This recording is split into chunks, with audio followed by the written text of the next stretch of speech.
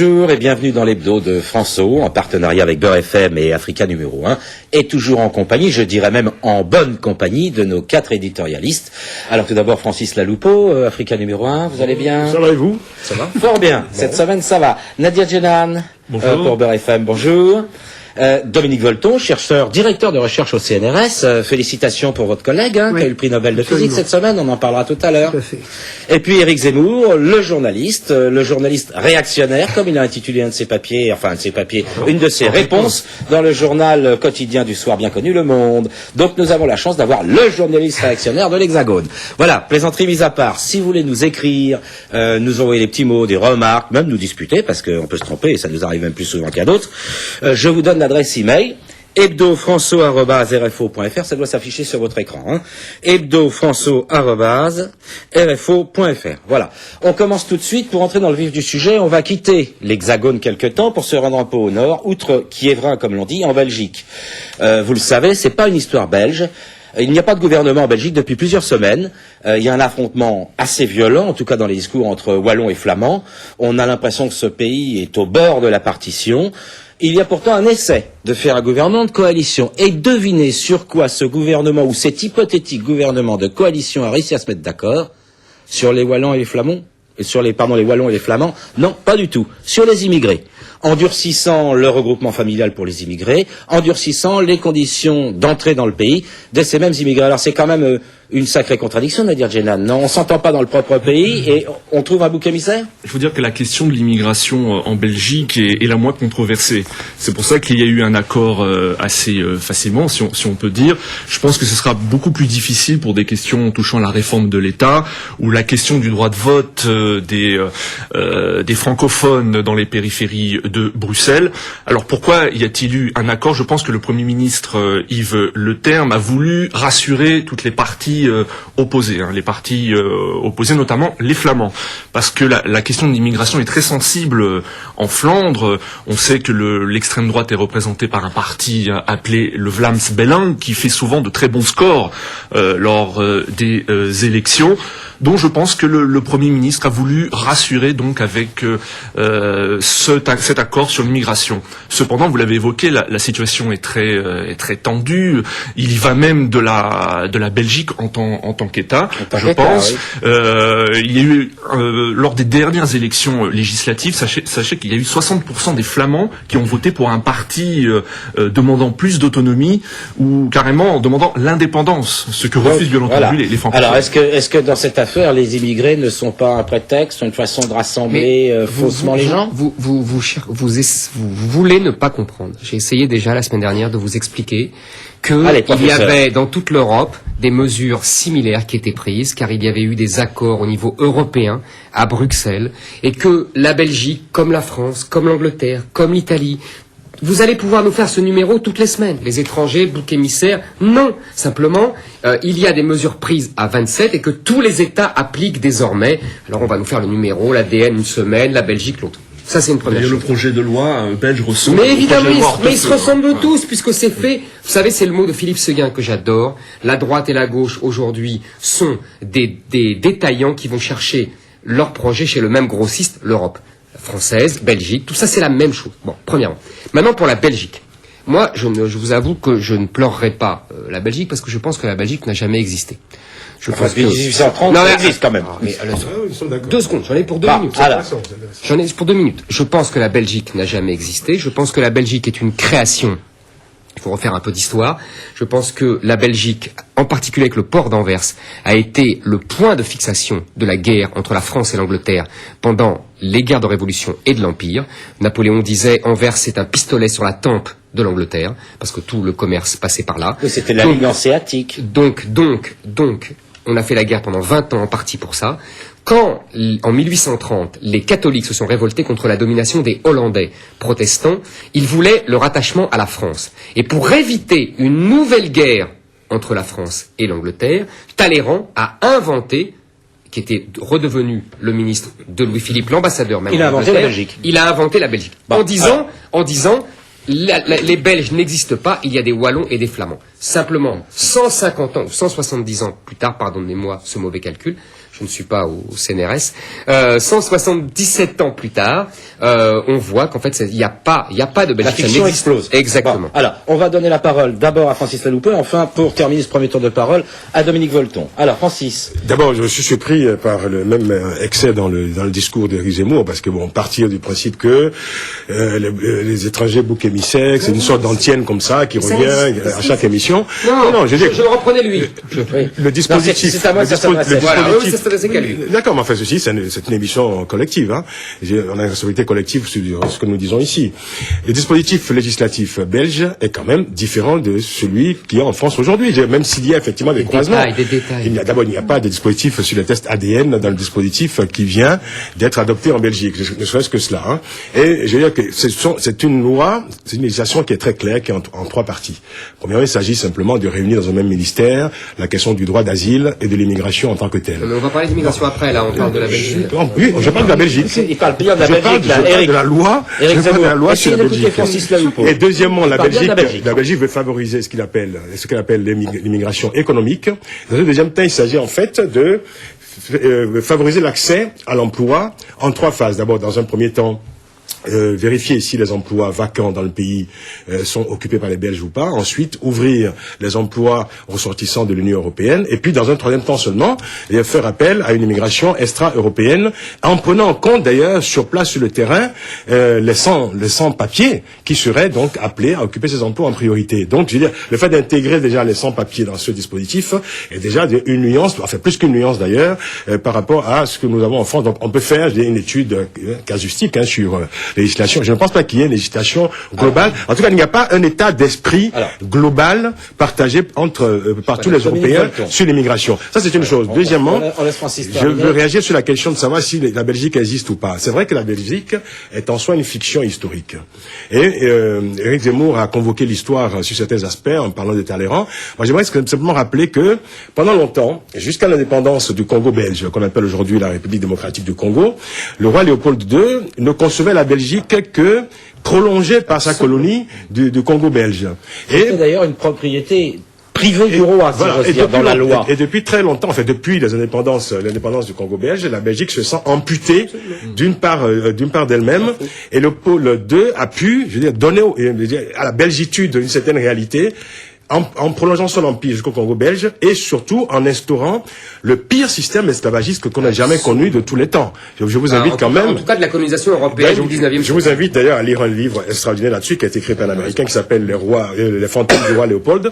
Et c'est une réalité. Alors aujourd'hui, nous avons simplement affaire à un conflit bêtement ethnique, larvé, qui oppose effectivement 2 composantes ethnique ou économique. Non, mais on y reviendra. Non, on peut pas.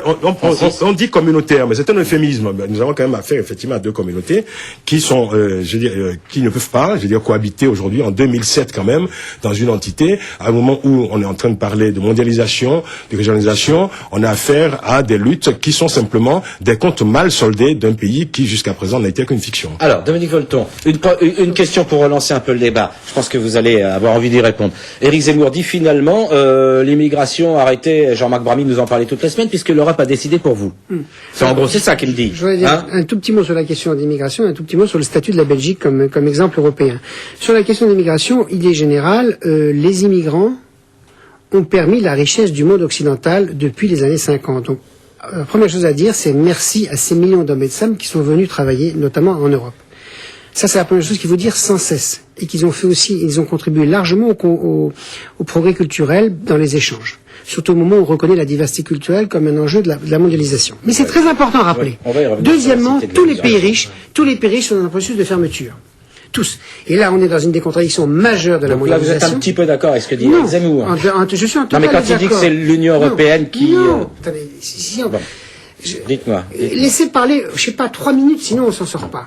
Là, les pays riches, tous les pays riches du monde se ferment au phénomène d'immigration. Et là, il y a une contradiction majeure entre la mondialisation qui, soi-disant, ouvre les frontières et ferme sur les hommes pauvres. Nous sommes dans une contradiction politique majeure qu'il faudra résoudre. C'est en contradiction avec l'ONU, c'est en contradiction avec toutes les chartes. Il faudra bien sûr qu'on tienne compte des populations, mais qu'on ne soit pas dans ce réflexe de riches qui disent aux pauvres, ne venez plus chez nous, alors que c'est les pauvres qui ont fait le travail que les riches ne voulaient pas faire. Et troisième chose sur l'Europe, les pays européens ne sont pas exposés de la même manière. Vous avez des pays comme la France, où on est à moins de 10% de la population immigrée, vous avez et la Belgique beaucoup plus, et la Suisse beaucoup plus. Donc les phénomènes de réaction anti-immigrés ne prennent pas la même consonance dans les voilà. Mais en tout état de cause, ce qui est en cause dans l'Europe, c'est que, ok, elle ferme un peu ses frontières, à condition qu'elle n'oublie pas tout ce qu'elle doit au Maghreb, au Machrek et à l'Afrique et à l'Orient, et aussi à condition qu'elle ait une politique démocratique. Donc il faut voir cas par cas, et même si les grandes orientations sont à la fermeture, je suis tout à fait d'accord avec ce que vous venez de dire, elles ne prennent pas le même sens selon les pays les uns les autres. Et là aussi, le comparatisme est important à établir. Les politiques ne sont pas les mêmes. Et moi, mon seul message là-dessus, c'est si les pays riches continuent à s'enfermer et exclure les hommes pauvres, ils auront de plus en plus de conflits parce que la mondialisation de l'information verra que les riches s'enferment dans un bunker et ils ne sont riches que parce que les pauvres sont venus travailler depuis des dizaines et des dizaines d'années. Deuxième chose que je voulais dire sur la Belgique. On laisse finir Dominique Volton. On va y revenir. Laissons. Éric Zemmour, s'il vous plaît. On laisse Dominique Volton finir. Laissons parler les uns les autres avant constamment. On va essayer d'avoir un dialogue. Pardon Dominique, excusez-moi. Je vous remercie. Sur la Belgique, moi j'ai une position absolument différente. Peu importe les conditions historiques de la naissance de l'État belge. La Belgique ressemble à des dizaines d'États dans le monde qui sont des États artificiels, une bonne partie des États d'Afrique, d'Asie, d'Amérique latine. La plupart des formations des États sont des décisions arbitraires. Vous avez très peu d'États-nations. Et même la France, État-nation, c'est fait en détriment, etc. La Belgique, l'Espagne, etc. La Grande-Bretagne aussi. Donc moi, c'est pas ça qui m'intéresse. Ce qui m'intéresse, c'est que ce qui se joue actuellement en Belgique, rappelons, 10 millions d'habitants à peu près 6 millions du côté flamand et à peu près 4 millions du côté wallon. Ce qui se joue en Belgique, c'est déjà ce qui s'est joué en Yougoslavie. C'est-à-dire, si l'Europe n'est pas capable de gérer des États, même s'ils sont artificiels, et Dieu sait si la Yougoslavie était aussi artificielle que l'était la Belgique. Si on n'est pas capable démocratiquement d'éviter que ça éclate, ça veut dire que c'est l'Europe qui va pas tenir. Et moi, ce qui m'intéresse dans le projet politique européen, c'est qu'on est à 27, on était parti à 6, ça tient à peu près, avec des diversités linguistiques gigantesques, puisque je répète toujours, c'est 23 langues sur 27 pays, mais au moins on essaye. Donc pour moi, l'éclatement de la Belgique serait une tragédie pour l'Europe, et pour les Belges, même si ça n'a que 160 ans d'existence. Donc si je puis dire, on a raté la guerre de Yougoslavie parce qu'elle nous a pété à la figure, c'est pas grave. C'est tragique, mais bon, on va essayer d'en sortir la solution. Il faut absolument qu'on évite l'éclatement de la Belgique, parce que derrière l'éclatement de la Belgique, c'est l'affrontement entre l'ancienne RDA et la RFA. Autrement dit, on va s'apercevoir que l'Europe, c'est qu'un tissu de petits conflits. Si on les gère, on est en phase avec notre projet démocratique. Si on n'est pas capable d'éviter l'éclatement, c'est l'éclatement de l'Europe demain, et donc la mondialisation qui n'arrivera jamais à se constituer. Donc pour moi, la Belgique, c'est un laboratoire fondamental de la diversité culturelle. Nadir Djenab. Oui, je voudrais réagir, je suis tout à fait d'accord avec Dominique Volton pour vous évoquer le cas de l'ex-Yougoslavie, parce que comment la crise a commencé en ex-Yougoslavie, c'est par une montée des nationalismes. Absolument. Et là, on constate la même chose en Belgique avec une montée du nationalisme flamand. Par exemple, la semaine dernière, il y a eu une manifestation toujours organisée par ce parti, Bruxelles, par le Vlaams Belang, on entendait des slogans comme rat francophone dehors. Donc je pense que c'est vrai que la situation est inquiétante. La haine, si vous voulez, dans toute société, la haine remonte très vite. Et c'est le progrès de la politique, c'est clair. Et l'Europe, c'est que des sommes de nationalisme et de haine. Et la grandeur du projet européen, c'est de voir comment on va pouvoir cohabiter entre des communautés, des États, des régions. Et nous sommes au balcon de l'histoire du monde, parce que si nous réussissons ça pourrait être un peu la paix dans le reste du monde. Si nous ne le réussissons pas, on relance toutes les guerres. Est-ce que vous pensez... Bien sûr. Éric Zemmour, là, Dominique Volton ouvre une voie. Est-ce que vous pensez que l'Union européenne a les moyens d'interdire ces mini-crises qui risquent de contaminer, a les moyens de les interdire au sens de les régler, bien sûr. Moi, je ne crois pas à l'Union européenne. C'est exactement ce que j'allais dire. Alors, Francis non mais il a raison. C'est ce que j'allais dire à Dominique Volton. Je pense que Dominique, avec flamme et avec conviction, pense effectivement, et avec sincérité, pense que on peut essayer de construire quelque chose pour éviter les conflits. Je lui en sais gré. Évidemment, il a. Sauf que moi, c'est l'horizon des sociétés, sinon tout à c'est la guerre. Sauf que vous dites que la lucidité, c'est qu'on ne peut pas empêcher les conflits. C'est ça. Je pense que ce sont des constructions artificielles. Ce sont des constructions artificielles. Moi, je crois aux constructions de l'histoire, aux constructions séculaires de l'histoire. Il y a des vraies nations. Et il y a des fausses. Alors, qu'est-ce qu'il faut faire avec la Belgique? L'Europe est une construction artificielle. La Belgique, pour moi... Qu'est-ce que vous appelez de vraies nations? Oui, c'est des nations qui sont créées sur plusieurs siècles. Oui, Éric Zemmour, personne n'a le thermomètre historique. Si, attendez, pour moi, la Belgique, l'histoire et la politique, il faut Dominique Volton. Ben oui, je suis d'accord. Et ben voilà, justement, il faut faire confiance aux hommes, c'est tout. Je pense que la Belgique, je vous l'ai dit, je pense que la Belgique est devrait revenir à la France. Que doit-on faire aujourd'hui? La Wallonie devrait revenir à la France. Mais les Wallons n'ont pas envie de revenir en France. Mais bien sûr que si, mais bien sûr. Attendez, attendez, ça, on leur a pas posé la question. Attendez. Prenons l'avis d'Éric Zemmour. La Wallonie. Attendez. La Wallonie, s'il vous plaît. Et pourquoi la RFA a annexé la RDA? S'il vous plaît. Francis Laloupeau. On s'entend pas là. Bon, la Wallonie revient à la France. Et je suppose que la Flandre reviendrait à la Hollande. Non, parce que les Flamands... Alors les Flamands deviendraient un État indépendant. Les Flamands ont un projet autonomiste que n'ont pas les Wallons. Bien sûr. Et que fait-on de Bruxelles? Qui est une ville où... Bruxelles, c'est une ville française, wallonne. Moi, de toute façon, où la majorité de la population est flamande. Jean-Marc. Non, c'est pas vrai. Non, mais j'allais juste vous dire, Jean-Marc, que votre émission devient surréaliste, là. Mais pas du tout. On est en plein surréalisme. On ne dispose pas des peuples et des histoires. Mais je te signale que, en 1979, tu aurais dit la même chose pour la RDA et pour la réunification allemande. On va laisser Francis Laloupeau. J'aurais dit c'est surréaliste. Attendez, s'il vous plaît, on sent que, il faut quand même qu'on revienne aux choses simples. Bon, on a parlé de l'immigration en Belgique et de l'état de la population, enfin de l'État et du gouvernement en Belgique. Alors, Francis, on revient à ça et on essaie de se terminer le point de vue. Concrètement, que fait-on? Que peut faire l'Union européenne dans ce contexte-là pour réguler, ou en tout cas résoudre la crise? Parce qu'il y a quand même un enjeu intéressant. Je pense que l'Europe, c'était quand même avant tout un pari sur la paix. Jusqu'à présent, elle y était quand même arrivée plus ou moins.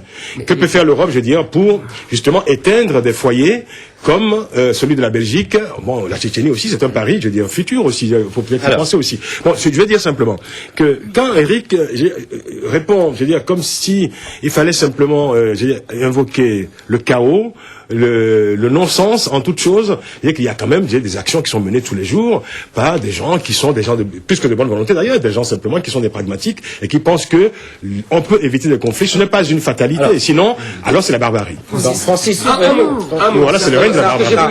Eric, vous allez avoir la parole. Non, mais parce que on donne la parole à Eric, mais très vite. Ensuite, ce n'est pas l'Europe qui a maintenu la paix depuis 45, c'est faux. Ce n'est pas la construction européenne. Pas du tout. C'est le vainqueur américain dans son conflit nucléaire avec l'URSS, qui du coup l'affrontement nucléaire a été évité et donc nous avons eu la paix depuis 50 ans. La construction européenne est une conséquence de ça. Ce n'est pas la construction européenne qui a fait la paix, je suis désolé de vous le dire. Alors, Dominique Volton, pour la conclusion sur ce chapitre, une conclusion toute provisoire, on est bien d'accord. Une conclusion toute provisoire. On peut avoir des interprétations différentes de l'histoire, mais il y a quand même des faits. L'Europe s'est fait sur deux causes, l'Europe s'est fait sur deux causes, hélas, parce qu'il y a eu 100 millions de morts dans 2 guerres mondiales et que les Européens ont dit plus jamais ça, et qu'effectivement, dans le cadre de l'affrontement Est-Ouest, les Européens ont dit plus jamais ça à cause des 2 guerres mondiales, et par conséquent, nous allons créer un espace de paix entre nous. Et le projet politique européen, c'est avant tout un espace de paix, et le génie de l'Europe, de ce qui s'est passé en 60 ans, c'est qu'on a passé de 6 à 9 à 12 à 15 à 27, et pour l'instant, ça tient à peu près. Ça veut dire que ce qui se joue actuellement en Europe, pour la mondialisation, c'est ce qu'à 27 et 23 langues, on est capable de faire à peu près cohabiter des États, dont certains sont des États très anciens, dont certains sont des États artificiels et récents. C'est en ça que c'est un projet politique formidable pour la paix de demain. Et c'est en ça que, naturellement, l'histoire de l'Europe depuis 60 ans est une histoire de la paix. Et d'autre part, sur la question, non, ce qui se joue, c'est de l'enjeu, c'est de la permettez, ce qui s'est passé, je voudrais juste finir. Ce qui se joue actuellement sur la Belgique, c'est déjà joué sur la Yougoslavie, peut se rejouer demain si on joue sur les rapports entre la Tchéquie et la République slovène. Ce qui se joue, autrement dit, nous les Européens, nous avons comme devoir moral vis-à-vis du reste du monde, où il y a énormément d'États artificiels, énormément de montrer si on est capable, après ces 100 millions de morts, voilà, et ben ça c'est un pari le plus important. Je pense que pour nous qui vivons en temps de paix, pour nous qui vivons en temps de paix, je pense que c'est quand même faire injure aux gens, je veux dire, qui ont connu des périodes beaucoup plus troubles, je veux dire, en Europe, qui ont connu des nations bellicistes quand même pendant très très longtemps, et qui, je veux dire, ont œuvré à ce que la paix s'installe. Nous sommes aujourd'hui en temps de paix. Je veux dire, il ne faut pas insulter ce passé. Il faut peut-être rendre hommage à ce présent. Personne, je suis lucide. Bon, alors, attendez. Ça ne prouve qu'une chose, c'est qu'on aura l'occasion, à de nombreuses reprises, de revenir sur la construction de l'Union européenne, au travers de l'actualité. On n'épuisera pas le débat aujourd'hui, mais j'aimerais bien qu'en tout cas, le débat reste dans des cadres à peu près correct sur le plan au moins de la prise de parole de chacun. Je suis obligé de reprendre parce qu'il y a des... Éric Zemmour, je viens de demander à ce que ça se passe bien. C'est pas parce que vous n'êtes pas d'accord Dominique Volton, s'il vous plaît. N'importe quoi. Dominique Volton. Laissez parler les uns les autres. S'il vous plaît. On revient au calme. Et vous allez voir qu'on revient au calme et on revient en France. Enfin, pas tout à fait. Nicolas Sarkozy était à Moscou, Brice Hortefeux était en Espagne, seule Christine Albanel était disponible et à l'inauguration de la Cité de l'immigration. Alors, cette Cité de l'immigration, présidée par Jacques Toubon, qui a été voulue, je le rappelle, depuis près de 20 ans, hein, aussi bien par les gouvernements de gauche que les gouvernements de droite au demeurant, puisque Jacques Chirac a fait lui aussi tout ce qu'il fallait pour que cette cité existe. On a l'impression qu'elle arrive et que son inauguration, son ouverture, arrive à un drôle de moment, juste au moment où on discute la énième loi sur l'immigration. Est-ce que c'est un enfant illégitime pour les sarkozystes, la cité de l'immigration, Nadir? Oui, vous l'avez évoqué, l'ouverture de la cité de l'immigration tombe mal pour le gouvernement, mais je pense qu'une inauguration en grande pompe aurait permis à ce gouvernement d'envoyer un message fort et clair en disant oui à la lutte contre l'immigration clandestine, oui à la maîtrise de l'immigration, mais en même temps, il ne faut pas ignorer les apports de l'immigration en France. Donc là, le message aurait été fort s'il y avait eu une inauguration en grande pompe. Mais ce que je devrais dire, c'est que c'est vrai que c'était un projet voulu par la droite, concrétisé concrétisé en 2004 par Jean-Pierre Raffarin, un projet voulu par Jacques Chirac. Et qu'est-ce qu'on a vu le jour de l'ouverture? Un défilé d'élus de gauche. Mais c'était de la gauche au départ. Hein. Ouais. Mais c'est normal que des élus de gauche se rendent à l'inauguration. Mais là, en fait, on peut quand même constater, on peut être étonné de l'absence de membres du gouvernement lors de l'ouverture. Francis Laloupe, non, pardon. Dominique Volton veut dire un mot. Oui, on fait circuler la parole un petit peu plus vite. Il y a eu un petit loupé, mais c'est pas parce qu'il y a peu d'inauguration officielle qu'il n'y en aura pas. Autrement dit, il faut quand même laisser le calendrier, puisque d'après ce qu'on croit savoir, il y a eu, comme classiquement, des erreurs de communication. Alors que l'erreur de communication est une signification politique, c'est sûr, parce qu'en plein débat sur l'ADN, bon, ceci dit, que ce soit inauguré officiellement ou pas, peu importe. L'important, c'est que ça existe. Et que ça continue ce débat sur le statut d'immigration, sur ce que les immigrations ont apporté à l'identité culturelle, politique et économique française. Et de ce point de vue-là, c'est très bien si à l'occasion de ce musée ressortent, si je puis dire, des débats qu'il faut mener sur le bilan de la colonisation et de la colonisation, sur le statut des immigrés depuis 1945. Et donc, par conséquent, moi, je crois que toute initiative de cet ordre-là est positive, parce que nous nous en sortirons dans la mémoire politique française qu'en étant capable d'admettre que l'identité française est une somme d'immigration. Ça, c'est fondamental à dire, et que l'immigration fait partie dans la mondialisation des conditions de l'identité politique. On peut être à la fois français et issu de l'immigration, et ça, c'est très important à rappeler. Excusez-moi, j'ai une petite devinette pour Éric Zemmour. Le point commun entre Alain Flelou, l'opticien, Marie Curie, la scientifique, Isabelle Adjani, la comédienne, et le secrétaire d'État à l'Outre-mer, Christian Estrosi, ou l'animateur de télévision Michel Drucker, ou même les rugbymen, Serge Betsen ou Thierry du Sautoir. C'est quoi le point commun? Vous me rappelez la discussion, c'est une discussion depuis... Cet argument-là, c'est... Dans les années 80, je vous ai posé une question dans les années 80, on disait Platini, Adjani, c'est toujours la même logorée. C'est pas une logorée. Non, alors moi, je vais vous dire que c'est pas une logorée, c'est la question pour les téléspectateurs. Ils sont fils d'immigrés. Comme un quart des Français. Comme un quart des Français. Attendez, c'est un fait. Fils ou petit-fils d'étrangers comme un quart des Français. C'est un fait. Sauf que, moi, je voudrais dire trois choses.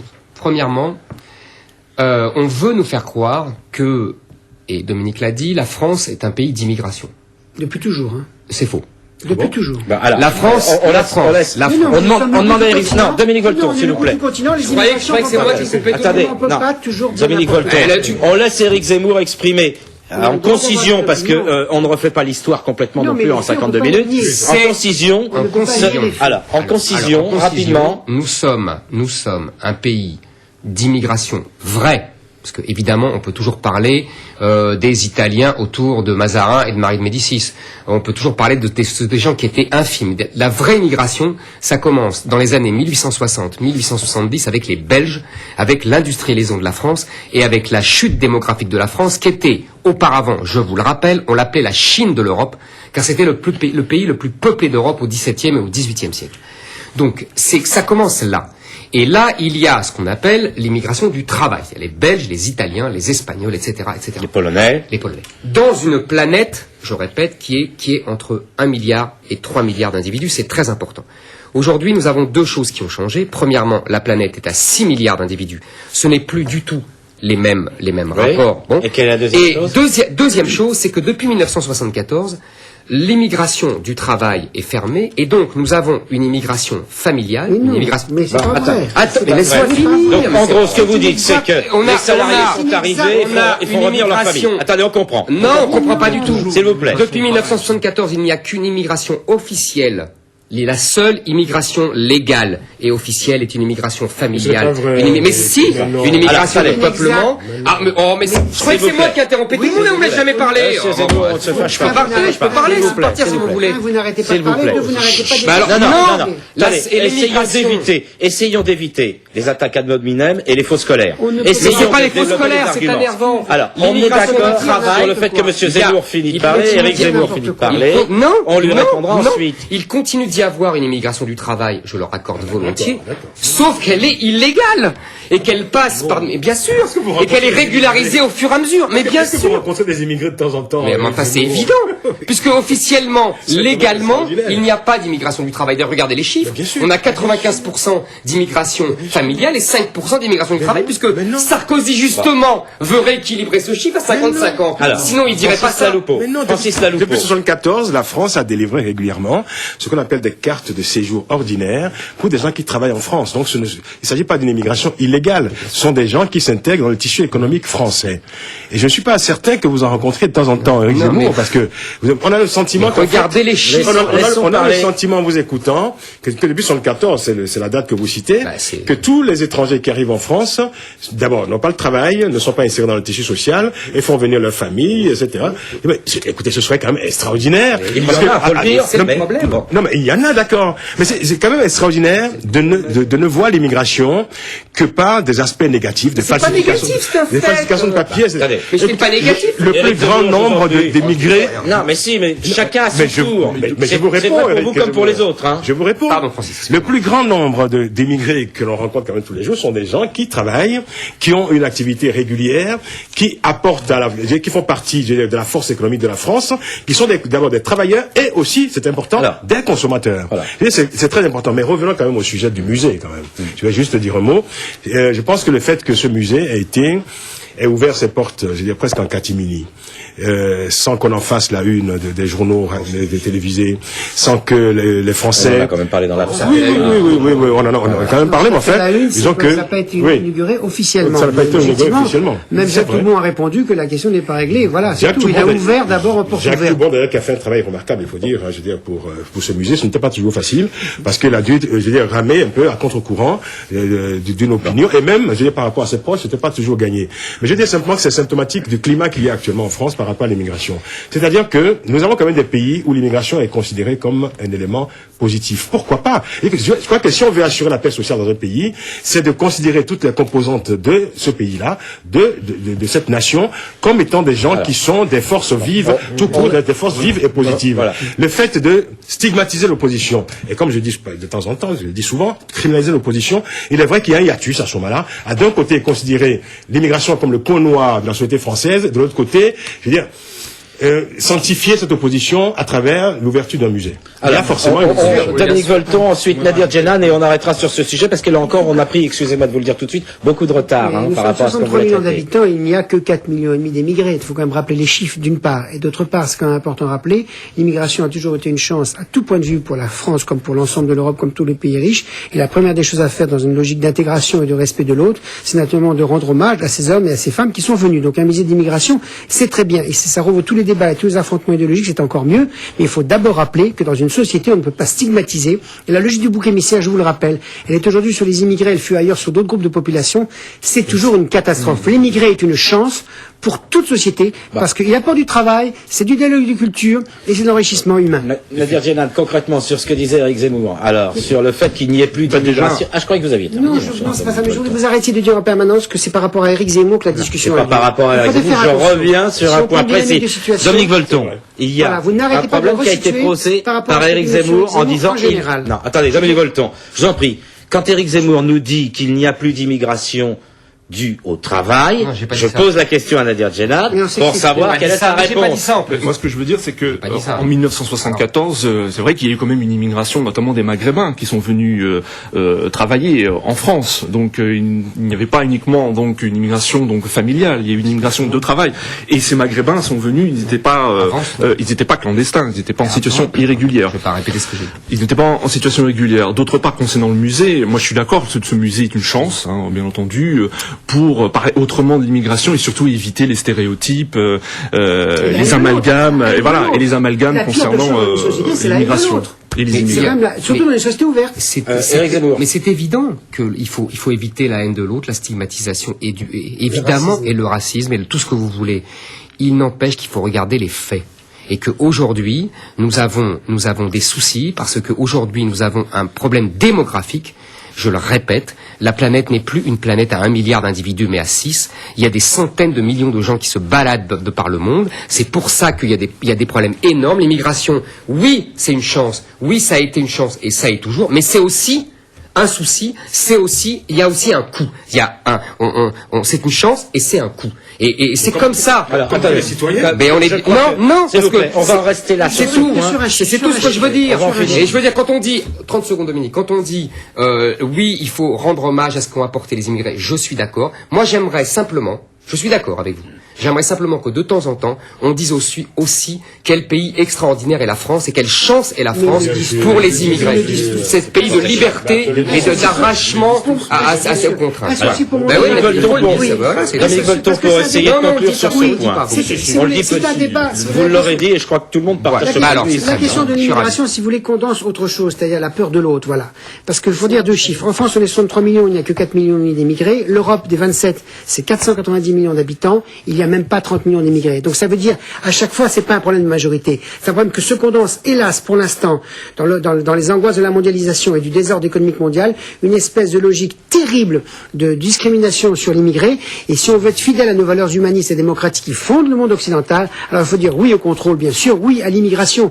Non pas choisie, mais négociée. Parce que choisi, ça suppose que c'est un des deux qui choisit. Il faut faire une immigration négociée, un partenariat, et là-dessus, on s'aperçoit que les hommes, c'est la richesse de l'humanité depuis toujours. Non, Francis, désolé, mais il faut vraiment qu'on avance un petit peu. Il nous reste 20 minutes d'émission, c'est-à-dire qu'on a encore le temps de traiter pas mal de choses, mais quand même 20 minutes. Alors, moi, je voudrais qu'on avance un peu dans le débat. On continue toujours sur l'immigration, non pas parce que c'est une marotte de ma part, mais parce que c'est dans l'actualité de la semaine. On a vu qu'au gouvernement, Fadela Amara a qualifié de dégueulasse les tests ADN. Martin Hirsch, qui milite pour l'accueil des sans-papiers dans les centres d'hébergement d'urgence, semble avoir gagné la partie. En tout cas, c'est ce qu'il semble. Est-ce qu'on n'est pas en train d'assister aux limites de l'ouverture ? Ou est-ce qu'on n'est pas en train d'assister à quelque chose de précis? Beaucoup ont dit à Fadela Amara, mais il est temps que vous démissionniez, en tout cas à gauche. Et puis il y a eu la réaction de la majorité de M. Nicolas Sarkozy, de l'UMP, disant, Fadela Amara, vous n'avez pas le droit de dire des choses comme ça quand vous êtes au gouvernement. Alors, d'abord, une première réaction, Francis, sur Fadela Amara et sur Martin Hirsch. Bon, je crois que Fadela Amara a le droit de donner une opinion. Je veux dire qu'elle dit, au fond, comme je crois qu'il disait ça, qu'elle a dit tout haut ce que beaucoup pensaient tout bas en ce moment.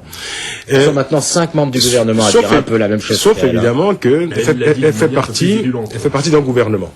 Alors, je crois que Nicolas Sarkozy, quand il était ministre de l'Intérieur dans un gouvernement précédent, ne se gênait pas beaucoup pour critiquer le gouvernement régulièrement dont il faisait partie. Donc, je pense qu'il serait malvenu aujourd'hui de sa part, je veux dire, d'empêcher une parole libre au sein de son gouvernement. Et d'ailleurs, il encourage cette parole-là. Et le pari de Nicolas Sarkozy semble être de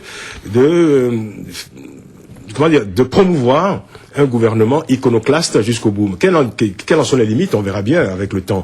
Toujours est-il qu'aujourd'hui, Nicolas Sarkozy encourage même ses ministres d'ouverture à donner leur opinion, à rester eux-mêmes, dit-il. D'ailleurs, je le cite, il dit, je ne veux pas des clones au gouvernement, je veux des gens qui soient des personnes libres et qui puissent s'exprimer librement. On verra bien, peut-être que nous sommes en train d'assister à une nouvelle culture de gouvernement, une nouvelle culture politique qui permet effectivement à des gens différents, des paroles différentes de cohabiter, mais ceci dit au service d'une même cause, la seule qui est celle de M. Sarkozy. Ah, ça, Nadir Djellad. Ce qui est intéressant de noter, c'est que les propos de Fadela Amara ont été vivement critiqués par ceux, justement, qui sont victimes de cette politique d'ouverture.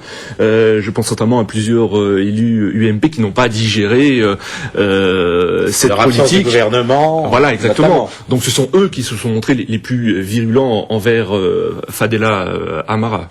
Alors, Éric Zemmour. Non, moi, je voudrais dire deux choses. D'une part, tactiquement, Nicolas Sarkozy préfère que les débats aient lieu dans son camp, qu'il les maîtrise et qu'il joue tous les rôles, quoi, si vous voulez. Donc là, il est Mariani, il est Fadela Amara, il est tout à la fois, et comme ça, les autres sont étouffés, et il donne l'impression d'une grande ouverture d'esprit, etc. Je pense que c'est un jeu tactique assez classique chez Sarkozy, et donc ça ne m'étonne pas qu'il se serve comme ça de tout le monde. Maintenant, pour Fadela Amara, Moi, ça m'amuse ce qu'elle dit parce que elle dit c'est dégueulasse qu'on instrumentalise l'immigration. Donc sous-entendu les députés. Excusez-moi, en parlant des tests ADN. Oui, et des lois et donc de l'amendement parlementaire. Mais Fadela Amara elle-même doit sa carrière à l'instrumentalisation médiatique de l'immigration. Elle n'a aucune légitimité autre que médiatique, ni pute ni soumise. C'est 30 militants et elle qui passe à la télévision. C'est tout. Ça n'a aucune légitimité. Au moins les députés UMP, hein, ils sont peut-être dégueulasses, mais ils ont une légitimité démocratique, ils sont élus par le peuple. Alors, Dominique Volton, Nicolas Sarkozy a pris comme ministre quelqu'un qui n'a aucune légitimité, si j'écoute Éric Zemmour. Autre que médiatique, j'ai dit. Autre que médiatique, ce qui n'est pas une légitimité. Moi, je suis journaliste de télévision. Mais voilà, moi aussi, voilà, on est d'accord. Non, il y a des conflits de légitimité. Il y a des conflits de légitimité. En démocratie, la légitimité, c'est l'élection. Mais vous avez quand même des militants depuis le XVIIIe siècle. Vous avez des militants qui se battent pour une cause et qui, au bout d'un moment, ont une légitimité. Le mouvement envoyé au départ n'a aucune légitimité, il devient bon.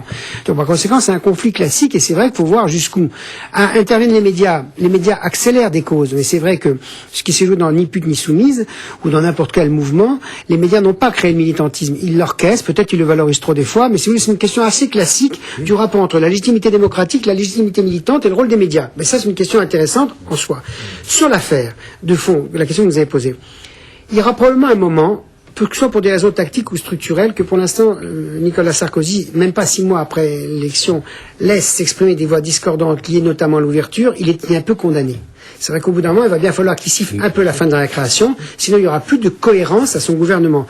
Donc il va complètement être en train de jouer une espèce d'équilibre pas facile entre, puisque vous venez tous d'horizons différents, je ne peux pas vous demander une unité de ton, en même temps vous appartenez à mon gouvernement et c'est moi qui finis la ligne politique, donc il va y avoir un moment de choix et peut-être que cette ouverture éclatera. Ce qui est en cause, à mon avis, derrière ça, c'est pas seulement le pluralisme du point de vue des ministres, c'est que vous avez aussi les conseillers, et qui eux n'ont aucune légitimité que d'être simplement des conseillers choisis par le président de la République. Et là où il y a un vrai problème... On a l'impression qu'il y a un conseiller à l'Élysée pour chaque ministre. Voilà, et d'une certaine manière, ce que disent les ministres, et je les comprends, ils sont au charbon, ils essaient de faire bouger les choses, ils réussissent ou ils ratent, on verra bien, mais si en plus ils sont doublés par des conseillers qui eux n'ont aucune responsabilité, ni pour le coup aucune légitimité, que simplement le conseiller du presse, là ça fait trop. Donc d'une certaine manière, si Nicolas Sarkozy veut laisser ce pluralisme, je crois qu'il faudra au moins demander aux conseillers, comme ça s'est fait toujours dans l'histoire politique, que les conseillers restent à leur place ou bien deviennent acteurs. Qu'ils se taisent. Voilà. Ou qu'ils se taisent. Alors, je voudrais continuer. Mais c'est Sarkozy qui leur demande de parler. Bien sûr. Oui, c'est ce qu'il dit en tout cas. C'est pour ça que, si je puis dire, en théorie de la communication, si vous voulez, au bout d'un moment, trop de communication fait du bruit. Le bruit est totalement anomique. Donc il faudra faire attention parce que ça risque de retomber sur...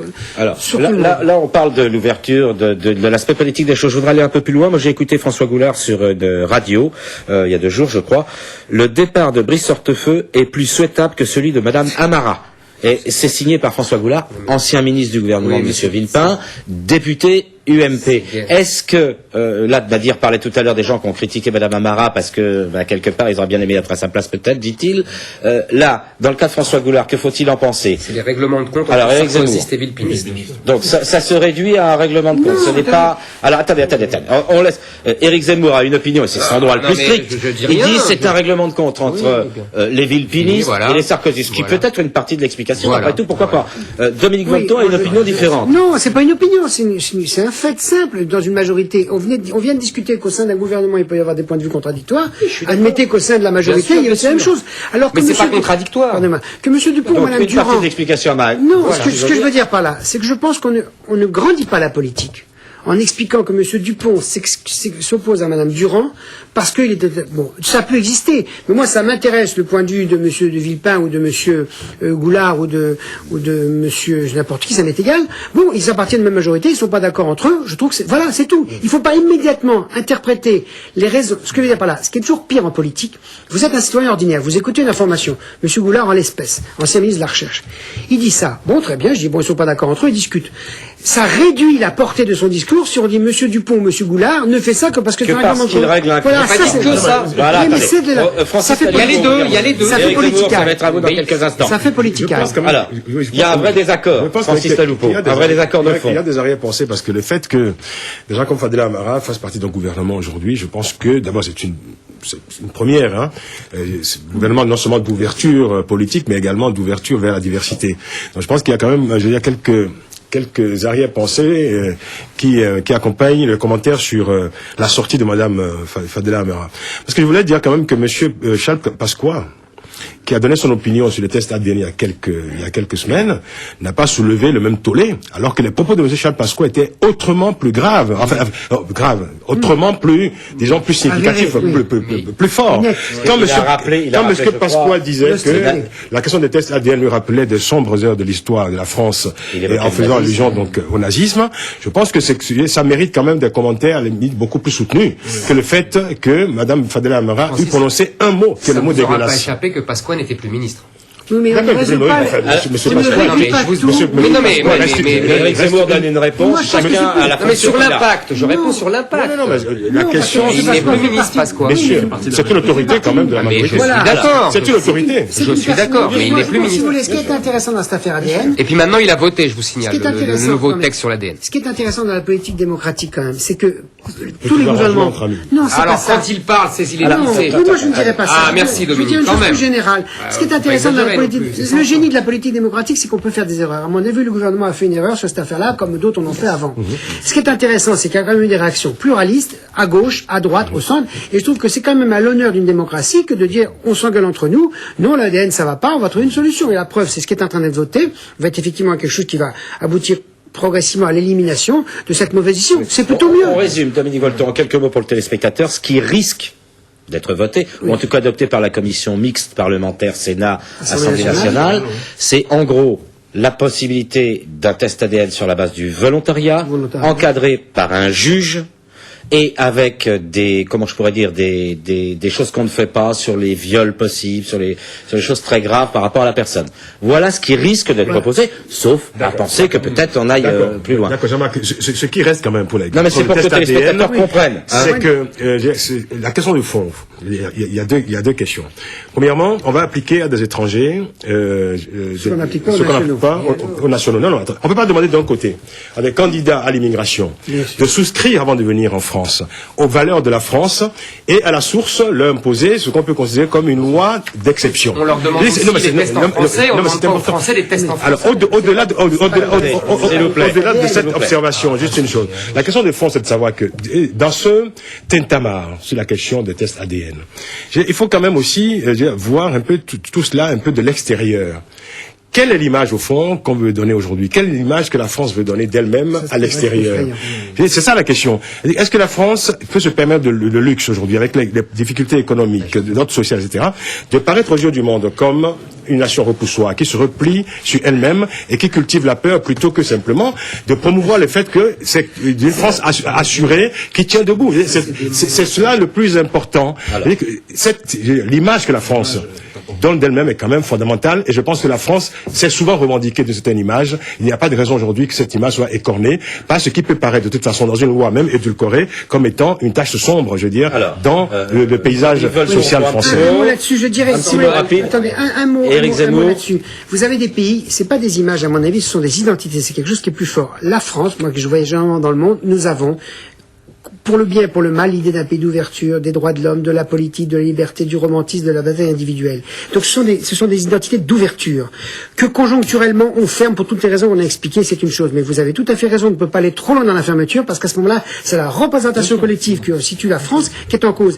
Et le même problème pour les États-Unis, même problème pour tous les pays. De toute façon, la question auquel on est confronté, c'est le monde riche, je l'ai dit tout à l'heure, se referme sur lui-même, et nous le paierons cher si nous ne sommes pas capables démocratiquement de gérer nos flux de communication avec les pays qui nous envoie des populations, et la question qui est posée derrière l'immigration, c'est celle du co-développement, c'est-à-dire comment faire pour que quand ces hommes et ces femmes reviennent, ça contribue au développement dans leur région. Le monde riche a une dette à l'égard du monde pauvre, parce que c'est nous qui avons profité de ce monde pauvre depuis 150 ans. Ça, c'est une donnée historique, que tout le monde sait, oui, mais ce qui a changé en 30 ans, et ça c'est un domaine de recherche qui me passionne, c'est que maintenant tout le monde le sait et tout le monde le voit. Et si on veut pas que ce soit un facteur de guerre, alors il faut plus de justice humaine.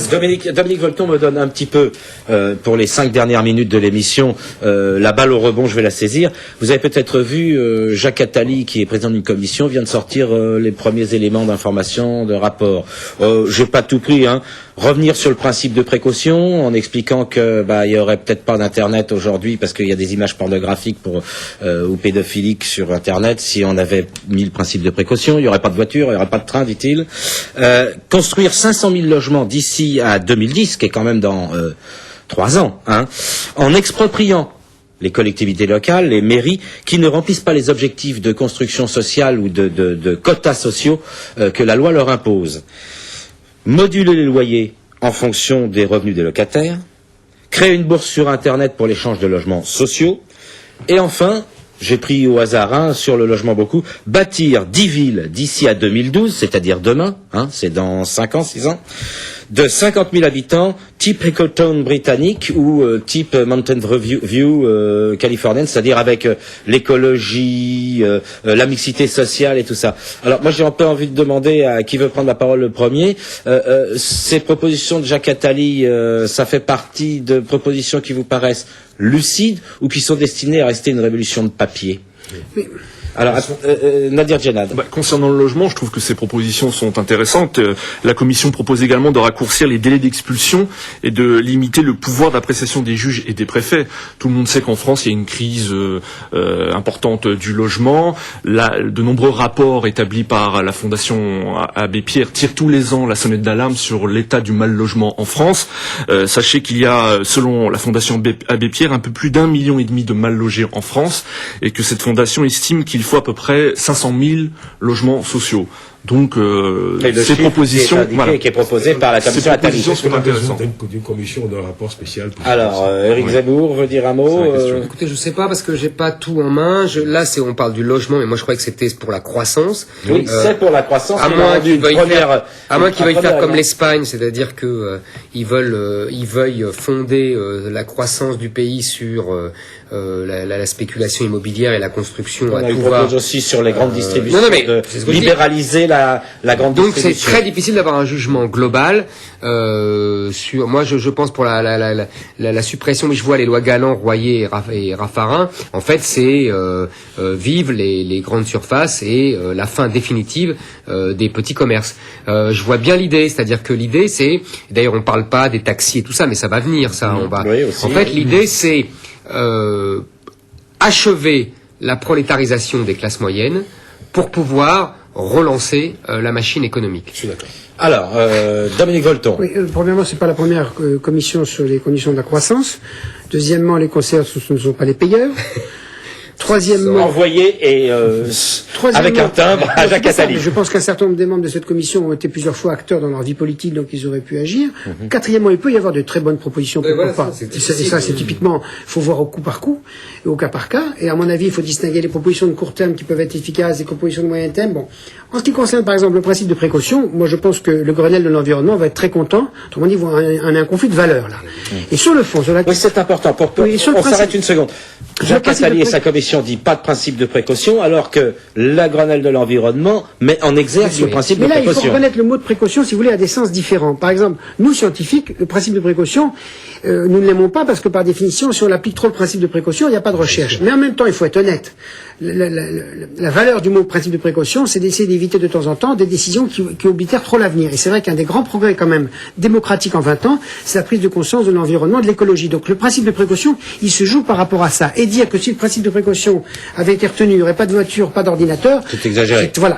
Et donc, par conséquent, j'ai envie de dire, distinguons les endroits dans lesquels le principe de précaution n'a pas de sens par rapport aux endroits où tout de même il est un progrès démocratique pour justement résoudre un peu mieux la crise écologique qui est devant nous. Francis, une petite conclusion rapide. Non, juste une conclusion. En fait, j'ai écouté ce qu'ont dit mes amis, les uns les autres. Bon, non, moi, je n'ai pas lu le dossier, je n'ai pas lu ce rapport.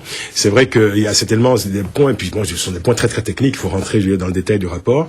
Et j'espère, Jean-Marc, qu'on aura l'occasion d'y revenir. Je pense qu'on aura forcément l'occasion d'y revenir. Oui, c'est ça, oui. Alors, il nous reste juste les 2-3 petites minutes pour faire ce qu'on a aimé ou détesté dans la semaine. Qui veut commencer? Moi, je veux bien commencer ce que j'ai aimé parce que je m'en suis pas encore remis. C'est le haka Le haka français. La réponse de l'équipe de France. J'ai adoré. Croisons les doigts. Ce soir, c'est les Anglais, si j'ose dire. Hein, mais j'ai bien aimé cette détermination, c'est farouche. Et en même temps, ce respect. C'était déterminé, mais respectueux vis-à-vis des All Blacks. C'était forcément respectueux, on n'allait pas se moquer d'eux. Mais c'était déterminé et en plus, cette idée qui venait de Betsen, je crois. Oui, de Serge Betsen, mettre en bleu, blanc, rouge. Je suis irréductiblement cocardier. Donc vous avez été heureux du début à la fin du match, finalement. Exactement ça, voilà. Bon, vous n'êtes pas le seul, il y a beaucoup de Français qui ont fait comme vous. Dominique Volton. Oui, parce que moi j'étais dans un aéroport, je partais en Amérique latine, il fallait voir la salle. L'avion est quasiment parti en retard, je pense que le commandement avait attendu. On est allé au Chili, ce qui était pourtant loin. Mais donc par conséquent, c'était des moments très forts.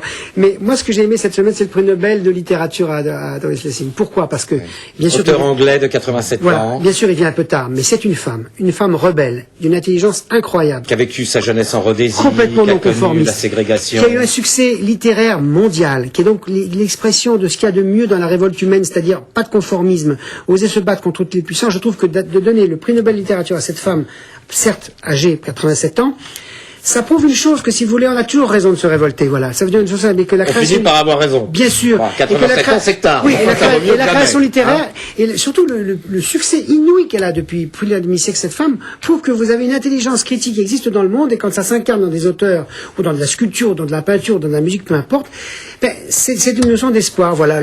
Et Dominique, vous parlez pas de votre prix Nobel français, votre copain? Parce qu'il nous reste une minute. Heureusement qu'Éric est là. Vraiment. Deuxième chose, merci. Oui, parce que c'est quelqu'un du CNRS. Voilà, c'est un collègue, c'est un ami, il est au conseil scientifique avec moi du CNRS, c'est un type formidable, comme tous les scientifiques, extrêmement... Rappelez son nom quand même. Fer, mais j'ai oublié son prénom. Albert Fer, merci. Albert Fer. Et ce qui me frappe chez lui, comme les meilleurs des scientifiques d'entre nous, c'est la modestie. Les grands scientifiques sont toujours des gens modestes. Et ce type-là, c'est un collègue que vous croisez dans le CNRS ou à l'université, il a aucune prétention. Et moi, c'est ça que j'aime chez les scientifiques en définitive, c'est que les grands d'entre nous, plus on est intelligent, plus on est modeste, parce qu'on sait qu'on ne sait rien. Et du coup, si vous voulez, et c'est ça qui est formidable dans la recherche. On sait qu'on sait. Et en plus, pour la physique française, je vous rappelle qu'on a une superbe école de mathématiques. De mathématiques, de physique nucléaire. Bon. Voilà. Mais c'est bien. Francis, vous voulez dire un mot? Non? Alors, si vous voulez savoir ce que j'ai aimé ou détesté. Dites-nous, Francis. Ne dites pas que j'ai 2 secondes, s'il vous plaît. J'ai rien dit. Alors, allez-y. Non, moi, je veux exprimer une satisfaction, mais sans joie. En fait, c'est la condamnation, cette semaine, de notre confrère, enfin, un hebdomadaire bien connu, qui se vante souvent du choc des photos et du poids des mots, qui a été condamné à 5 000 euros, d'amende, pour avoir publié, en mars 2006, je crois, la photo de jeunes noirs dans un train, qui entourait une jeune enseignante, et la photo insinuait que cette enseignante était, agressée, enfin, donc, était dans une posture délicate. Or, cette enseignante était justement l'enseignante de ces jeunes noirs-là, et avait trouvé donc ensuite dans cet hebdomadaire sa photo, la présentant comme quelqu'un qui était agressé par ces jeunes noirs, qui était ses élèves. Ce n'était pas du tout le cas. Et donc elle a porté plainte, donc c'est Mélanie Merlin, cette jeune enseignante, qui a porté plainte contre l'hebdomadaire, et l'hebdomadaire donc vient d'être condamné, et ce sont quand même des procédés, disons dans le contexte un peu passionnel dont nous parlons tout à l'heure, il faut condamner. Des procédés qu'il faut condamner, et pour le coup, on peut dire que là, pour nos confrères, c'est dégueulasse. Oui, moi aussi, j'ai apprécié une décision de justice cette semaine. C'est celle accordée par un tribunal belge contre un jeune skinhead qui avait tué en mai 2006. Rappelez-vous, cette affaire a fait grand bruit. Avait tué une nourrice d'origine africaine et l'enfant qu'elle gardait. Donc, ce jeune homme a été condamné à la prison à vie. Bon, voilà, l'hebdo d'aujourd'hui est terminé. On est un petit peu en retard, désolé. On était un peu plus long que prévu.